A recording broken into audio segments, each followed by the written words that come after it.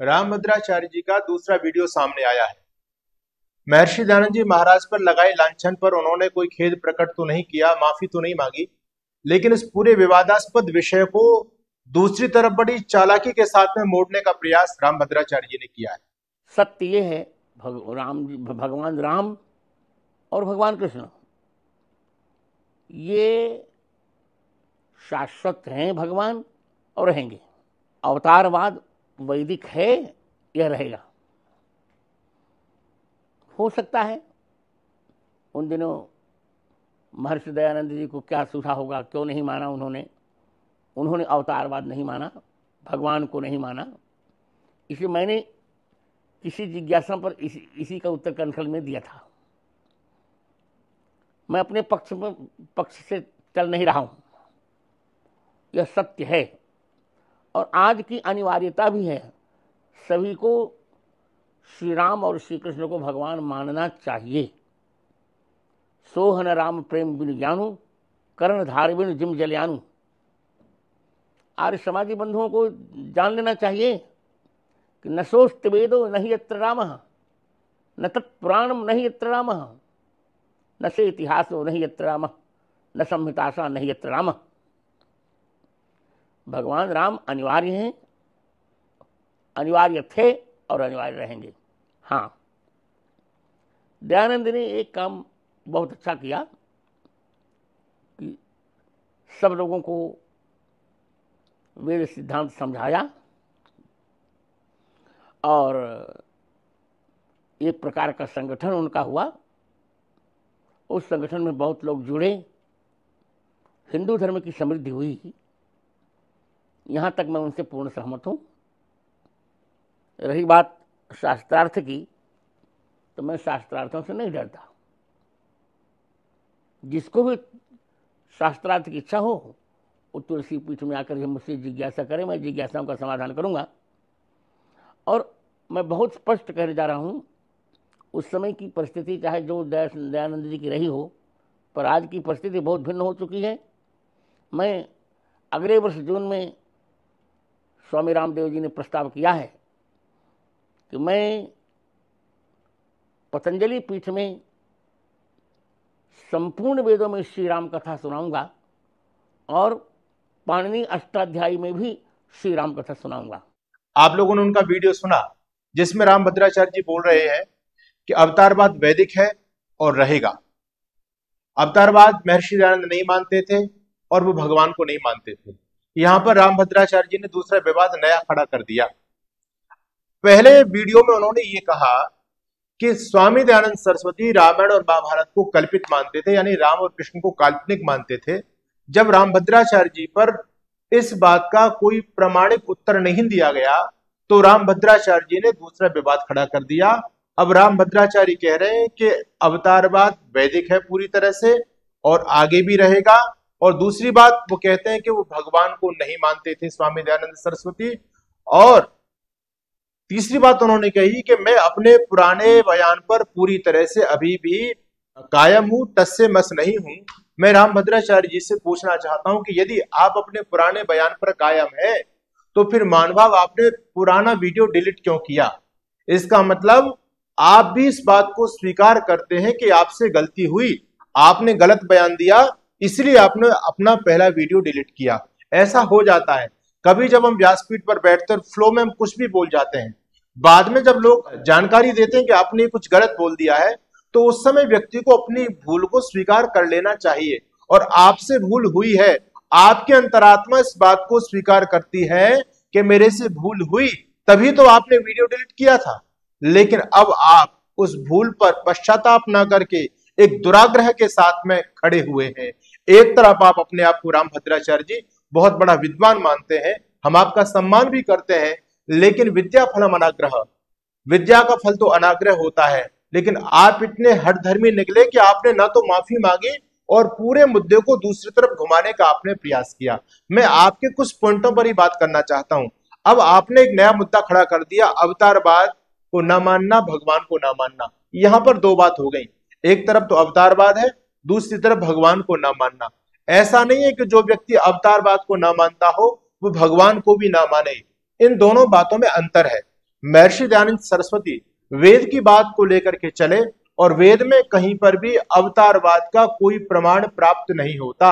स्वामी दयानंद सरस्वती वेद की मान्यता के अनुसार अवतारवाद का खंडन करते हैं। महर्षि दयानंद सरस्वती से ज्यादा ईश्वर को और कौन मानेगा। लोगों ने तो ईश्वर को, भगवान को हाथ का खिलौना बना दिया था, लोगों ने तो उसको मिट्टी का खिलौना बना दिया था।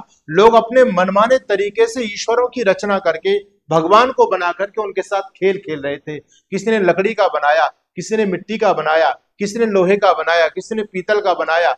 जिसके मन में जैसा आया उसने वैसा भगवान बना लिया। किसी ने छोटा बनाया, किसी ने मोटा बनाया, किसी ने काला बनाया तो किसी ने गोरा बनाया। आजकल तो लोग भगवान को अपने हाथ में कंडिया में लिए घूम रहे हैं, लड्डू गोपाल के नाम से। और आजकल तो भगवानों के साथ में विवाह भी किए जा रहे हैं। ये सब कुछ बेबुद्धि की बातें जब समाज में चल रही थी, ईश्वर के सही स्वरूप को लोग भूल चुके थे, उस समय महर्षि स्वामी दयानंद जी महाराज ने वेद प्रतिपादित ईश्वर का स्वरूप समाज के सामने प्रस्तुत किया। अवतारवाद का महर्षि दयानंद जी खंडन करते हैं, लेकिन महर्षि दयानंद के आप सत्यार्थ प्रकाश को पढ़ेंगे तो प्रथम समोल्लास में आप देखेंगे कि स्वामी दयानंद सरस्वती ईश्वर के कितने बड़े भक्त थे। वो भगवान को मानने वाले थे। स्वामी दयानंद जी नास्तिक नहीं थे। एक स्वामी दयानंद जी की बड़ी आध्यात्मिक पुस्तक है जिसका नाम है आर्याभिविनय। बड़ी धार्मिक गजब की पुस्तक है। आप पढ़ नहीं सकते, लेकिन अपने शिष्यों से उस पुस्तक को पढ़वा करके सुन सकते हैं। आप उस पुस्तक को पढ़ेंगे तो महर्षि दयानंद जी महाराज कितने बड़े भगवान के भक्त हैं। वो भगवान को अपना सब कुछ समर्पित कर देते हैं। तो आपने जो दूसरी बात कही कि वो भगवान को नहीं माना, यानी आपका कहने का मतलब मैं ये समझ रहा हूं कि अवतारवाद को नहीं माना यानी भगवान को नहीं माना, लेकिन आप बात घुमाइए नहीं। दोनों बातों में अंतर है। अवतारवाद अलग चीज है, भगवान को मानना अलग चीज है। महर्षि दयानंद सरस्वती ईश्वर के अनन्य भक्त थे। पदे पदे उनके साहित्य को आप देखेंगे तो सर्वत्र वो ईश्वर का स्तुति करने के बाद अपने वेद भाष्य को प्रारंभ करते हैं या अपना प्रवचन देना प्रारंभ करते हैं। तो महर्षि दयानंद जी महाराज पर आपने ये जो बात कही है, ये भी बात पूरी तरह से निराधार है। आप अपने पक्ष को बार बार बदल रहे हैं। आप स्वयं इस बात को समझ रहे हैं कि आपसे भूल हुई है, लेकिन आपको उसकी गलती मान लेनी चाहिए। आप बार बार अपने वीडियो में बोल रहे हैं कि रामकृष्ण को मानना ही पड़ेगा, अब वो समय और था, आज का समय और है। अरे हर समय में आर्य समाज ने रामकृष्ण को माना है। भगवान राम और कृष्ण तो हमारी दो आंखें हैं। हम रामकृष्ण को नहीं मानेंगे तो किसको मानेंगे। महर्षि दयानंद जी महाराज का रामकृष्ण के प्रति सम्मान देखिए। महर्षि दयानंद को आप्त पुरुष कहते हैं।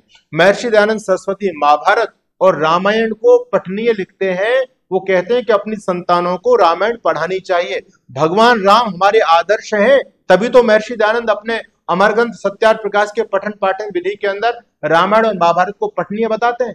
महर्षि दयानंद तो अपने महापुरुषों पर लगाए गए लांछन से इतने ज्यादा व्यथित हुए कि उन्होंने ये कहा कि कृष्ण ने अपने जीवन में जन्म से लेकर के मृत्यु पर्यंत एक भी निंदित कर्म नहीं किया।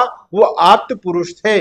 महर्षि दयानंद तो उनको सर्टिफिकेट देते हैं कि हमारे महापुरुषों का जीवन कितना धवल था, वो मर्यादा पुरुषोत्तम थे। तो महर्षि दयानंद ने पदे पदे भगवान राम को माना है, भगवान कृष्ण को माना है।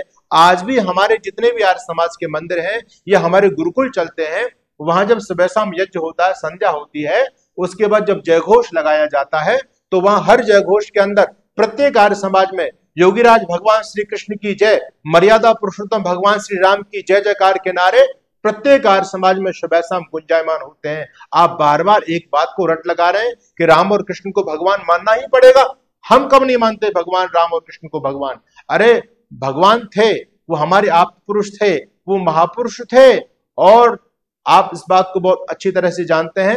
मैं लोगों को भी बताना चाहता हूं, भगवान का मतलब होता है भग ऐश्वर्य। जो ऐश्वर्य संपन्न होता है उसको भगवान कहते हैं। ऐश्वर्य से समग्रस्य धर्मस्य यशस्य श्रिय ज्ञान वैराग्योश्चैव षण्णाम भग इति रणा। ये 6 ऐश्वर्य जिनके पास में होते हैं उनको भगवान कहते हैं। यहाँ कहा जाता है भगवान शंकराचार्य, भगवान महावीर, भगवान बुद्ध। तो इनके सामने भगवान शब्द लगाया गया क्योंकि इनके पास में वो विभूतियां थी।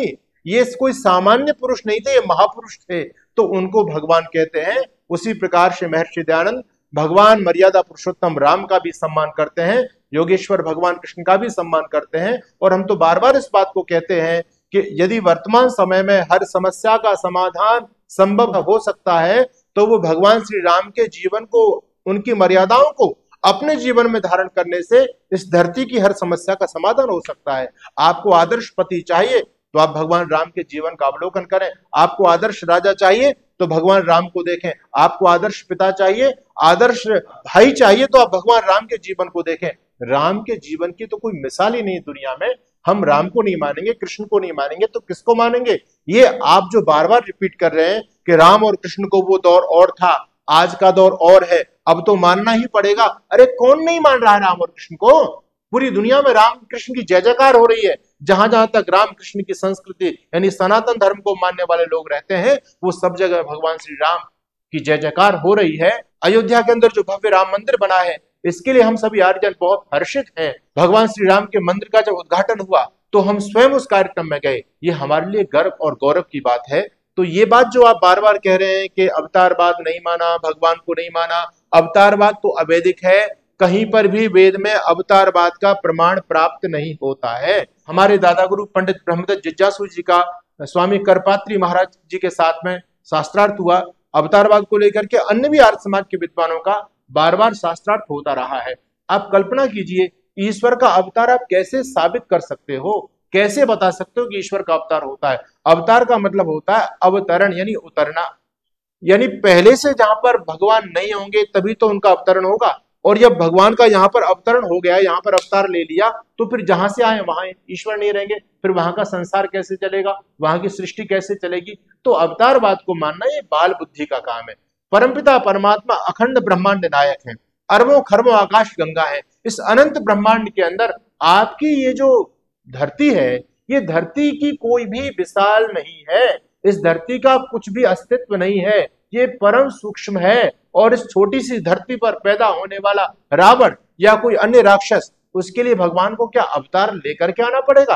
तो अवतार लेना ये अवैधिक परंपरा है। कहीं भी अवतारवाद वेद में सिद्ध नहीं होता। वेद में पदे पदे मंत्र आता है, सपर्यागा शुक्रमकायम अवृणम, यजुर्वेद का मंत्र है। इसका मतलब है कि परमपिता परमात्मा सब जगह पहुंचे हुए हैं।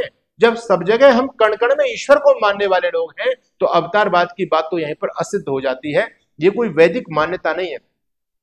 तो आप जो अवतारवाद की बात कर रहे हैं, अवतारवाद को नहीं मानता है, आर्य समाज नहीं मानता है, कोई भी बुद्धिजीवी नहीं मानता है। वो परमपिता परमात्मा जब बिना शरीर धारण किए इस अखिल सृष्टि का सृजन कर सकते हैं, तो क्या छोटे छोटे क्षुद्र रावण को मारने के लिए, कंस को मारने के लिए, अन्य किसी पापी नराधम को मारने के लिए क्या भगवान को अवतार लेना पड़ेगा? और फिर जब आप अवतारवाद की बात करते हैं तो मुझे बताइए, एक तरफ आप कहते हैं जब अधर्म की वृद्धि होती है, धर्म का ह्रास होता है, तब भगवान अवतार लेकर के आते हैं। तो क्या आज अधर्म धरती पर कम बढ़ रहा है? अभी आप बांग्लादेश में जाकर के देखिए, सारे हिंदुओं के मंदिर तोड़े जा रहे हैं, हमारी बहन बेटियों के साथ दुराचार किए जा रहे हैं, संपत्ति लूटी जा रही है, उन रामकृष्ण के वंशजों के साथ में दुर्व्यवहार किया जा रहा है। अब कोई भगवान अवतार लेकर के नहीं आ रहे। और भी आप देखो, आप पूरी दुनिया से समाप्त हो गए। और आश्चर्य की बात यह है, एक तरफ हम इस भारत भूमि को सबसे अद्भुत कहते हैं कि देवता भी जन्म लेने के लिए लालायित होते हैं, इसकी बड़ी महिमा मंडन करते हैं, ये धर्म की भूमि है, ये विद्वानों की, संतों की, साधकों की भूमि है, और सारे भगवान यहीं पर अवतार लेते हैं। तो ये अवतारवाद की जो कल्पना है, ये वैदिक कल्पना नहीं है। इसको लेकर के आर्य समाज हमेशा से शास्त्रार्थ के लिए उद्यत रहा है। पहले भी हमारे विद्वानों ने शास्त्रार्थ किए, आज भी हम शास्त्रार्थ के लिए तैयार हैं। और दूसरी बात महाराज जी, जो आप ये कह रहे हैं कि मैं भी शास्त्रार्थ से नहीं डरता, आपको शास्त्रार्थ करना है, आपको शंका समाधान करनी है, तो आप मेरे तुलसी पीठ आइए। तो तुलसी पीठ में आप क्यों बुलाना चाहते हैं? तुलसी पीठ में हम आएंगे तो ना तो तुलसी पीठ में आप शास्त्रार्थ कर पाएंगे, ना आपके भक्त लोग होने देंगे। मैं आपको कहने लग जाऊं कि आप हमारे रिवाला धाम आइए, तो ये कोई तुक वाली बात नहीं है। शास्त्रार्थ होते हैं सार्वजनिक मंचों पर। आप दिल्ली आते रहते हैं, आप दिल्ली में आह्वान कीजिए। आप स्वामी रामदेव जी महाराज की पतंजलि योगपीठ के अंदर जो प्रत्येक वेद मंत्र से और अष्टाध्यायी के सूत्रों से राम कथा करने वाले हैं, आप उसमें आमंत्रित कीजिए। हम उसमें आने के लिए तैयार हैं और हम आपकी योग्यता भी देखना चाहते हैं। जो चीज महर्षि पतंजलि नहीं पकड़ पाए, जो चीज महर्षि पांडे नहीं पकड़ पाए, जो हमारे गौतम, कपिल, कणाद, ऋषिवर, पतंजलि, महर्षि जैमिनी, ये बड़े बड़े ऋषि जिन चीजों को नहीं पकड़ पाए, हमको तो आश्चर्य हो रहा है आपने वो चीजें पकड़ ली। आप अष्टाध्यायी के प्रत्यार सूत्रों पर रामकथा करने के लिए तैयार हैं। महर्षि पाणिनि तो नहीं बता पाए कि अष्टाध्यायी के सूत्रों में रामकथा छिपी हुई है, राम का मर्म छिपा हुआ है। अष्टाध्यायी के बाद में प्रथमावृत्ति विद्वानों ने लिखी, उस प्रथमावृत्ति में कहीं पर भी नहीं आया। उसके बाद में काशिका लिखी, काशिका भी हम लोगों ने खूब पढ़ा, काशिका में कहीं पर भी राम कथा का छोटा मात्र भी संकेत हमको प्राप्त नहीं हुआ। उसके बाद में हमने लोगों ने महाभाष्य पढ़ा, महाभाष्य में कहीं पर भी नहीं आया। दर्शन हम लोगों ने पढ़े, उपनिषद हम लोगों ने पढ़े, सारा वैदिक मांग में पढ़ा है, लेकिन आप जिस राम कथा की बात कर रहे हैं कहीं पर राम की चर्चा नहीं आती। हमारे सभी शास्त्रों में ईश्वर की चर्चा आती है, उस परमपिता परमात्मा का मुख्य निज नाम ओम बताया है, तस्य वाचक प्रणवा, ये तो हमको प्राप्त होता है, लेकिन राम जी की बात प्राप्त नहीं होती। आप कहीं वेद में राम शब्द प्राप्त हो जाता है तो उसको कौशल्यानंदन प्रभु श्री राम से जोड़ने का प्रयास करते हो। महाराज श्री, आपको पता होना चाहिए वेद के सारे शब्द यौगिक हैं, वेद में कोई इतिहास नहीं है, और वेद के इतिहास को लेकर के अनेक बार शास्त्रार्थ हुए, और हमारी आर्य समाज की परंपरा आज भी शास्त्रार्थ करने के लिए तैयार है। आपने वेद को समझ क्या लिया है? आप वेद में इतिहास मान करके चल रहे हैं क्या? आपने राम शब्द देखा तो आपने खींचा तान करके उसका अर्थ ये करना प्रारंभ कर दिया। अरे भाई, वेद से लोक में शब्द आया, न कि लोक से वेद में शब्द गया है। वेद पहले है, राम बाद में, वेद पहले, कृष्ण बाद में है।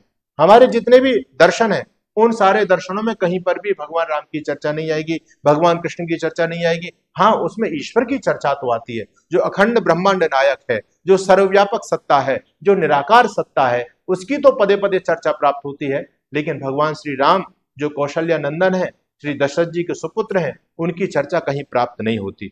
तो ये जो आप बातें कर रहे हैं समाज में, ये बातें निराधार है। आप विद्वान हैं तो आप अपनी विद्वत्ता से समाज को वैदिक पथ पर लाने का प्रयास कीजिए, समाज को काटने और बांटने का काम मत कीजिए, क्योंकि आज सनातन पर संकट का दौर चल रहा है। तो पहली बात तो मैं ये कहना चाहूंगा कि आपने वीडियो डिलीट किया, आपने अपनी गलती स्वीकार कर ली। वीडियो डिलीट करना यानी आपने अपनी गलती को माना है, लेकिन हठ धर्मिता के चलते आप अपनी भूल को स्वीकार नहीं कर रहे हैं। आप सार्वजनिक मंच से माफी नहीं मांग रहे हैं महर्षि दयानंद जी महाराज के विषय में, और अभी आप ये कह रहे हैं मुझे दयानंद सरस्वती का एक काम बहुत अच्छा लगा, उन्होंने वेदों का उद्धार किया। क्या स्वामी जी का एक ही काम आपको अच्छा लगा? महाराज श्री ऋषि दयानंद जी के तो अनगिनत काम है, और उस देवता के एहसानों के चलते ही आज आप इस भारत भूमि पर कथा कर पा रहे हैं। अगर महर्षि दयानंद ना होते, आर्य समाज ना होता, तो ये रामकृष्ण के वंशज कब के कन्वर्ट हो गए होते, हमारे सिर पर गोल टोपी आ गई होती, गले में क्रॉस का निशान पड़ गया होता।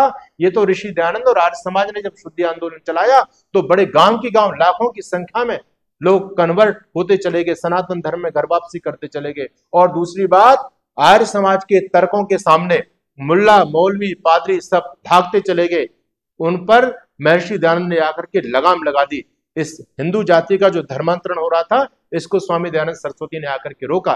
स्वामी दयानंद सरस्वती ने देश को 7,32,000 से अधिक क्रांतिकारी दिए। जितने भी देश को आजाद कराने वाले क्रांतिकारी थे, ये सभी महर्षि दयानंद जी महाराज से अनुप्राणित थे, आर्य समाज के सदस्य थे। सत्याग्रह प्रकाश को पढ़ करके देश को आजाद कराने का भाव उनके मन में पैदा हुआ। तो आपने जो शास्त्रार्थ की और शंका समाधान की बात की है, ये हमको बहुत अच्छा लगा, हम इसके लिए बिल्कुल तैयार हैं।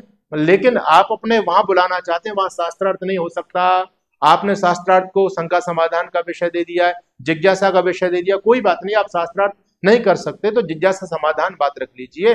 लेकिन ये तरीके से होना चाहिए, चैनल के सामने होना चाहिए, जिससे समाज को दूध का दूध और पानी का पानी हो सके, सच्चाई का पता चल पाए।